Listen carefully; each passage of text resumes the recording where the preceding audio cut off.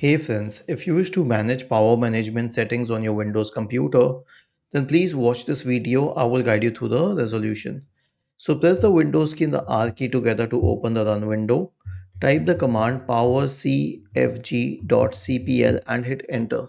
This will open the power options window. Now, corresponding to the current power plan, you can click on change plan settings. So here are the options you have. First of all, you can choose the display. The time after which the display should turn off when it's on battery and when it's on plugged in mode. And as for putting the computer to sleep, you can choose when after how long of your computer being idle it should be on sleep. I usually selected it never, but it's your choice.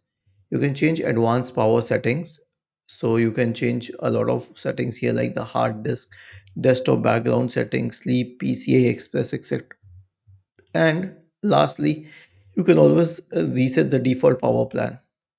Was this helpful? If yes, then please subscribe to the channel. If not, then let us know in the comment section of the video on how we could help you further. Thank you for watching this video and have a nice day.